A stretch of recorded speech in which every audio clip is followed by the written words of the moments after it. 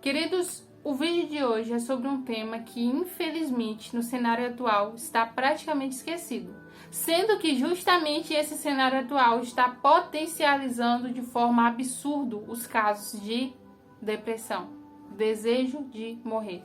E eu quero trazer aqui 3 personagens bíblicos que tiveram depressão, tiveram desejo de morrer, mas venceram. Então, é possível vencer. Assista esse vídeo até o final, tá? Um conteúdo muito top para sua vida. E eu creio que vai ajudar em outras áreas da sua vida também, e não apenas no sentido de depressão, de dificuldade, certo? Deixe seu like, é muito importante aqui para o nosso canal. Se inscreve aqui se você ainda não for inscrito e deixe seu comentário, deixe sua opinião. Isso também é muito importante para mim, tá? Eu conto com seu apoio e principalmente compartilhe, né? Porque talvez você esteja bem, mas você não sabe a situação que alguém dos seus contatos esteja passando. Infelizmente também é algo que é silencioso. Então não dá pra gente ter uma noção muitas vezes de quem tá bem e quem não tá. E como o pessoal tá postando sempre uma mensagenzinha que todo mundo tá meio preocupado, turbado, coração, uma coisa assim. Então, seja gentil com todo mundo, procure ajudar pessoas, mesmo com atitude, mesmo enviando um vídeo, certo? Então, o primeiro personagem que eu vou trazer para vocês é o Elias. E resumindo, o primeiro personagem a respeito de isolamento, o segundo personagem a respeito de insuficiência e o terceiro personagem falando a respeito de aceitação. Tô falando isso porque vai que você se encaixa em um dos 3 temas e fica até o final do vídeo, né? Pra você não fugir. Brincadeira, gente. Então, lá em 1 Reis 19, versículo 3, diz: Elias teve medo e fugiu para salvar a vida. Elias fugiu para salvar a vida. Esse primeiro tema eu vou falar a respeito de isolamento. É muito forte, meu Deus. Deus já tá liberando as coisas aqui na hora, que eu não tinha nem me ligado. Elias fugiu para salvar sua vida, porque ele acreditava que onde ele estava ele morreria. E aí vem na sua vida. Talvez você tá tentando fugir do relacionamento com pessoas, você tá tentando fugir, ou seja de seus pais, ou seja do trabalho, ou seja onde for, e você tá querendo se isolar para de alguma maneira se salvar deles. Ou talvez seja qualquer uma outra coisa. Eu dou sempre exemplos aqui, mas sabendo que é para encaixar em qualquer área da sua vida. Então você tá tentando fugir para se salvar, mas olha onde Elias vai parar. Elias foge para se salvar e em Berseba de Judá, ele deixou seu servo, ou seja, até aquela pessoa que auxiliava ele deixou para trás. Porque ele queria se salvar sozinho. Bora, deixa tudo para trás, porque eu sozinho vou me dar bem melhor. E entrou no deserto, caminhando um dia. Chegou a um pé de giesta, sentou-se debaixo dele e orou, pedindo a morte. Meu Deus. Elias fugiu, abandonou tudo, deixou tudo para trás, até o seu servo que poderia estar ajudando ele nesse momento, nessa crise, e ele ora a Deus pedindo a morte. Elias estava no limite. E eu quero falar para você que talvez a gente olhe assim e fala: a morte é a solução. Só que ninguém quer morrer. Ninguém quer morrer, literalmente ninguém. Só que no momento da sua dor, você acredita que algo que pode curar a sua dor é a morte. E isso está completamente errado. Completamente equivocado. Não é, a morte não é cura para nada. Nunca. E o interessante nessa passagem, e prova isso, é que se realmente a morte fosse algo que solucionasse o problema, Elias estava fugindo porque ele estava sendo perseguido por ser profeta. Então ele simplesmente se deixaria ser morto se a morte resolvesse. Mas ele sabia no coração dele que a morte não era cura para nada. E quando ele chega na presença do Senhor, ele ora: e aí, Pai, me leva. Não tô aguentando mais isso aqui. Essa tem que ser a nossa reação. no seu momento de crise, no seu momento de dor absurda, a sua reação precisa ser essa de Elias. Corre para os braços do Senhor. Pai, eu estou no meu limite, eu não suporto mais, eu não aguento mais. Me leva. Não é você que tem que se levar. A primeira coisa que você tem que lembrar quando vier esses pensamentos é que o único que deu a vida, aquele que deu a vida é o único que pode tirar. Quem te deu a vida foi Deus. Então o único que pode tirar a sua vida é Deus também. Não é bagunçado assim, tá? Deus deu, então Deus toma, Deus tira. Então pede para Ele tirar, já que você está no seu limite. E eu tenho certeza que a vontade dele não é te levar agora. E eu vou te provar isso ainda nessa passagem. E aí, de repente, na parte B do versículo 5. De repente, um anjo tocou nele e disse: levante-se e coma. Aí Elias olhou, viu a comidinha já estava pronta, já quentinha do lado dele. Ele se levanta e come. Resumindo, Elias estava pensando que precisava morrer. Mas Deus estava olhando para ele e estava falando: não, você não precisa morrer, você não precisa que eu te leve, você precisa de alimento. Você precisa ser sustentado por mim, porque a comida já estava pronta. Deus estava sustentando Elias. Assim como você está aí, pai, eu preciso morrer. Você precisa de alimento do Senhor e o Senhor está te dando esse alimento. E eu já quero te falar que não vai ser algo instantâneo. A cura da depressão vai ter casos de pessoas que vão ser libertas assim na hora. Mas vai ter a maioria dos casos que vai ser algo processual. Aos poucos o Senhor vai te curando. Prova disso é que Elias comeu e dormiu de novo. Elias não saiu do lugar que ele estava. O anjo veio, deu a comida para ele, tudo pronto, e ele continuou. Talvez você está aí na sua situação questionando: mas até quando? Talvez você saia um pouquinho da sua bolha, do seu isolamento. E aí, pelo fato de você ter saído um pouquinho, você já quer que, não, uma vez que eu saí, uma semana que eu saí, eu já tenho que estar bem. Não, é um processo, continua saindo. Continua se permitindo ser alimentado por Deus. Talvez Deus vai te alimentar através da vida de alguém. Talvez seja através desse vídeo que você está assistindo. Mas nós não percebemos e voltamos a dormir assim como Elias. Mas é interessante que o anjo do Senhor voltou, no versículo 7. Tocou nele e disse: levante-se e coma, pois a sua viagem é muito longa. Meu Deus, isso é lindo! Pega isso aqui. Elias estava querendo morrer. Deus fala: você não precisa morrer, você precisa ser alimentado. Aí ele fala: bom, comi, não aconteceu nada, eu vou dormir de novo. Aí Deus fala: coma mais, eu vou te alimentar mais, porque você ainda tem uma longa jornada pela frente. É isso que Deus está te falando hoje. Você tem um longo caminho pela frente. Não pare, não desista, não retroceda, não se entregue. O que você precisa não é de morrer Não, você precisa de alimento e só o Senhor vai te dar esse alimento. Você precisa perseverar no caminho que o Senhor vai te colocar para seguir. Lembra que através da sua vida, várias outras pessoas vão ser curadas, alcançadas através de você. Elias, ele ouve a voz do Senhor e fala: tá bom, eu vou. Mas ele continuou sozinho e ele foi parar numa caverna.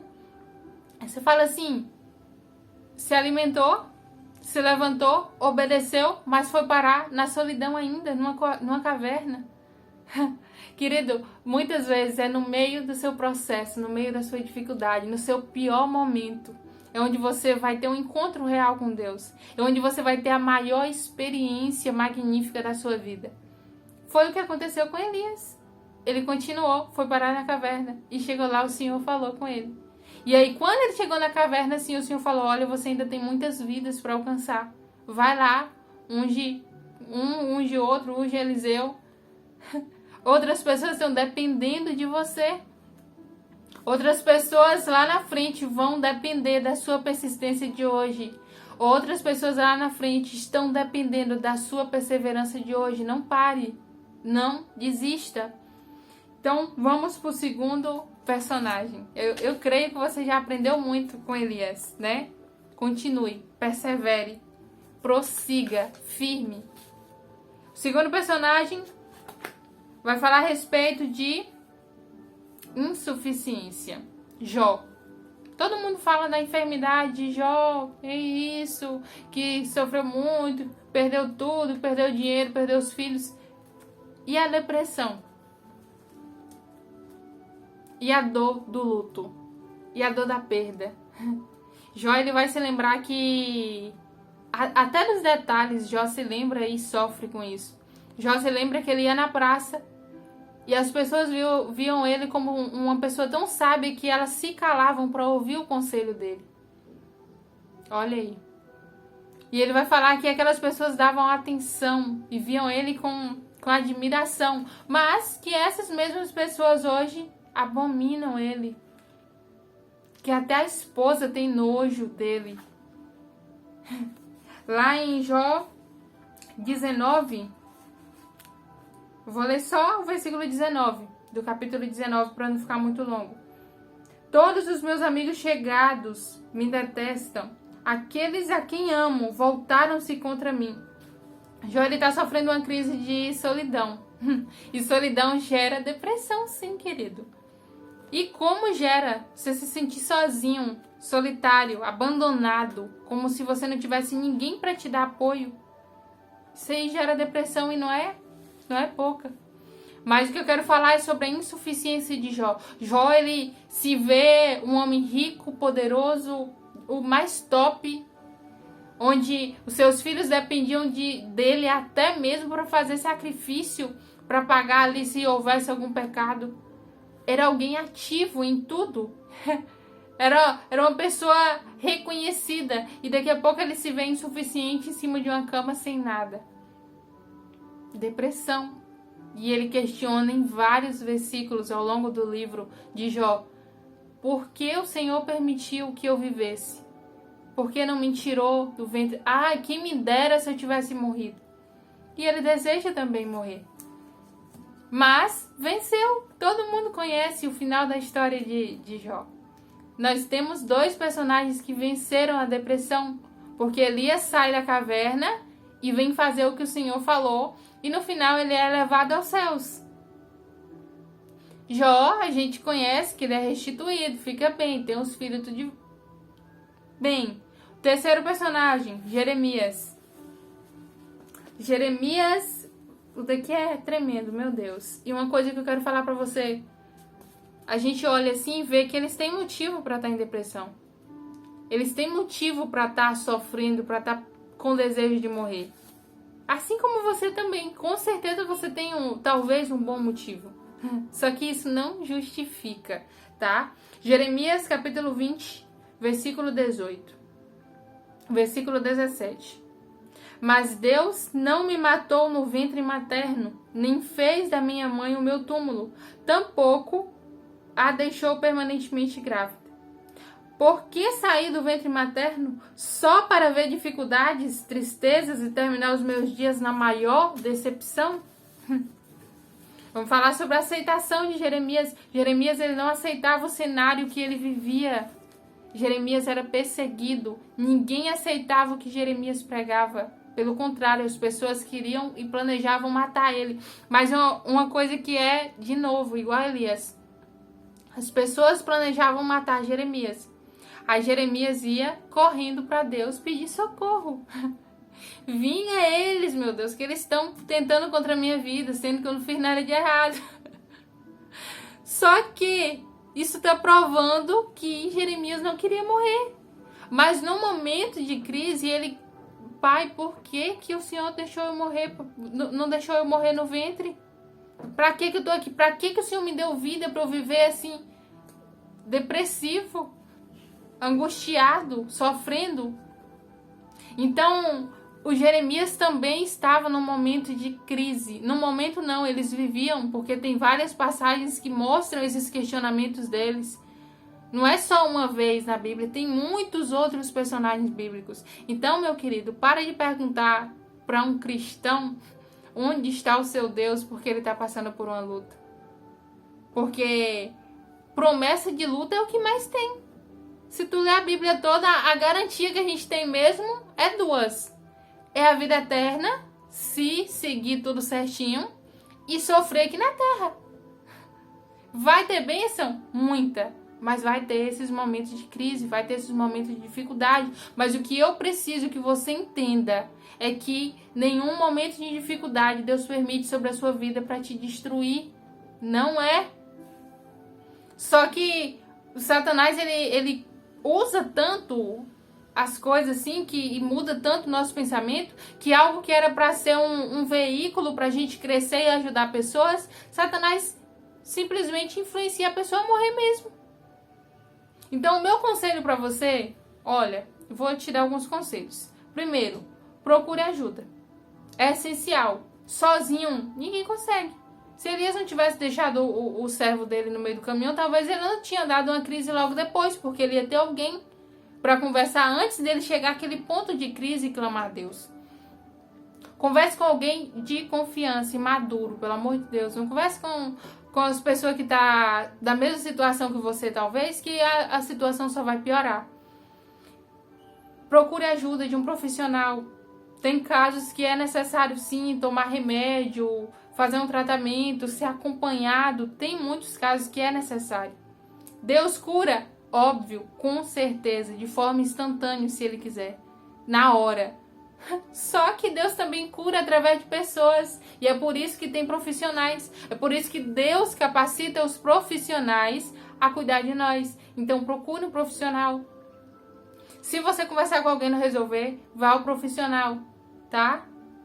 Terceiro, deu uma crise, tá sozinho, não tem quem recorrer? Deus, tô querendo me matar aqui. E aí? Você tem que ter relacionamento com Deus para chegar ao ponto de você conversar dessa forma. Porque se você vê Deus como alguém lá distante, você não vai ter coragem de falar sobre essas coisas com Ele. Tem que ter relacionamento. Chega pra Ele, ó, os caras chegou pra Deus e falou, por que o Senhor não me matou? Aí o outro vem falar, me mata porque eu não tô aguentando mais. Você imagina, Deus estava olhando para esses homens falando assim, vocês não querem morrer, eu vou dar a solução para vocês. Então se você conversa com Deus, você vai ver que a morte nunca foi, nunca será um escape. Nunca foi, nunca será uma cura. O Senhor tem cura para a sua vida. Persista, continue, não pare jamais. Porque só assim você vai conseguir cumprir os seus propósitos. E o propósito de Deus na sua vida é que você ajude pessoas através dessa situação que você está vivendo. Que Deus te abençoe, te guarde, te fortaleça em fé. E que todo o processo necessário que você tiver que passar, você passe vitorioso, alegre, para a honra e glória do Senhor Jesus. Amém.